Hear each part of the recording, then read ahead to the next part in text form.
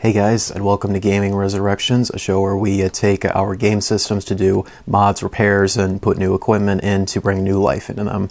Today we are going to be going over how to replace a 72-pin connector inside of a front-loading NES system. So let's go ahead and get started.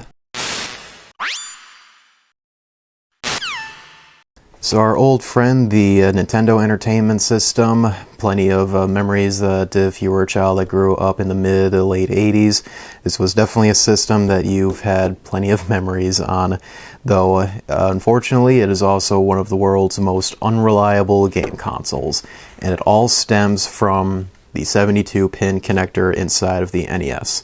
So if you're unaware, the NES uses a front-loading mechanism here that you would insert the cartridge in, then you would press down onto this front-loading mechanism, so that way it makes complete contact with the pins inside of the 72-pin connector here.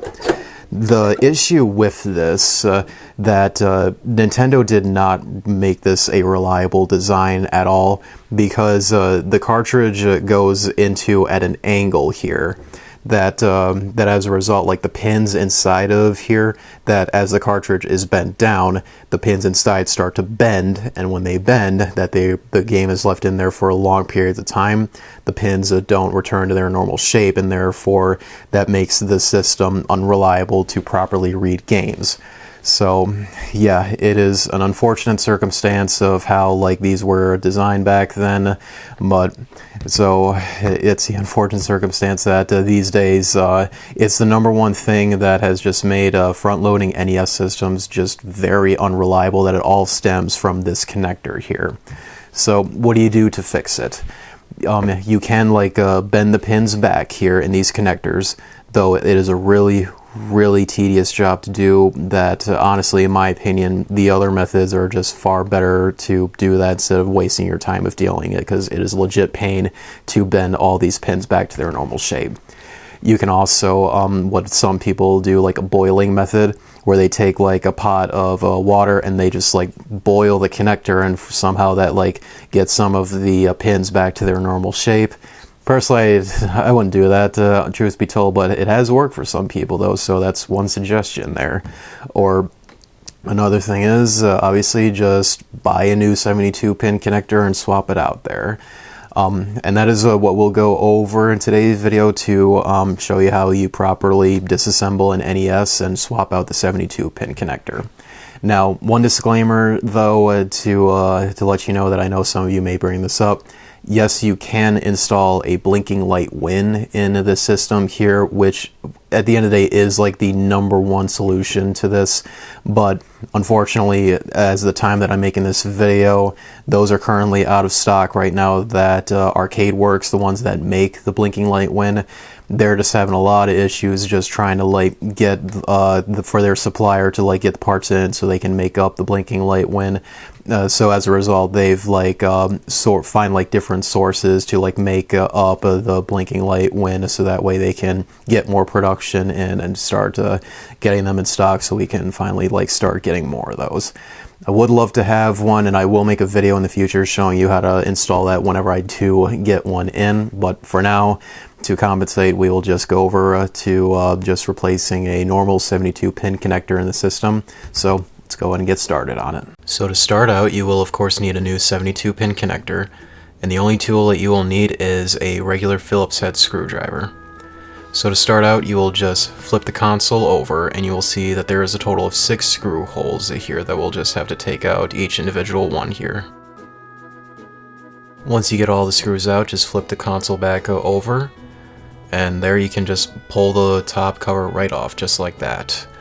And you will see there is a total of 7 more screws around the RF shielding on both the left top and the right sides. And there is also 2 other screws that is on both sides of the black front-loading part, so go ahead and take out all of those.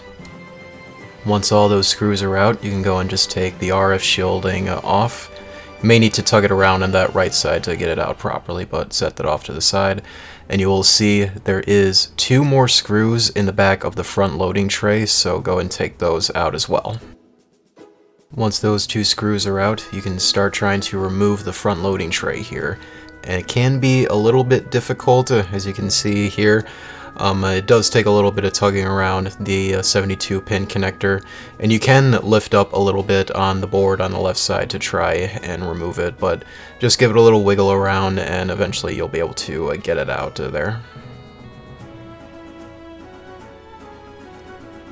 So you can see it just comes out just like that and set off to the side for now.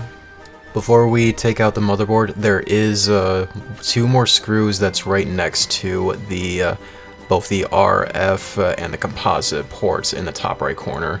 For some reason my console only had one screw there for some reason, but there is two more that is like down below there. It's kind of hard to see, you just gotta look down there. There's two more screws to remove.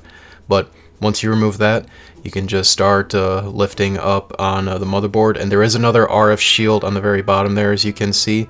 Just set that back down on the bottom, and there you can just start removing the 72 pin connector.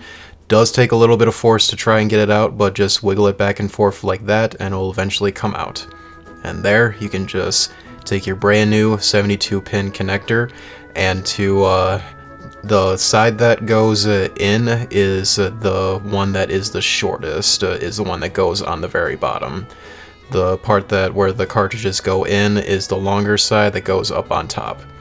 So then after that, you can just start putting the motherboard back into the bottom RF shield, which does take a little bit of moving around though. Just as soon as you get it to where like everything just lines up and everything is flush, you'll know that it's in. Once you get that lined up, you can just start retracing your steps. You can put the front loader back into place. Just make sure that the screw holes do line up with the 72 pin connector. Set it back down, and you will recall there is two screws in the back of the front loader that you would have to put in. Then after that, you can put the top RF shield back on, put the 7 screws back into place, and that there is also 2 more screws down next to the RF and composite ports in the very top right corner, if you recall, as well as 2 screws in the very front part of the front loader as well. After that, put the top lid back on, flip the console over, and you can start putting the last 6 screws back into place. And that's how you replace the 72 pin connector in a front-loading NES system. Hopefully this video has helped you guys. If you have any questions on it or any suggestions for a future Gaming Resurrections video, do sound it off in the comments below. And do subscribe for more content like this in the future. Until then guys, I will see you next time.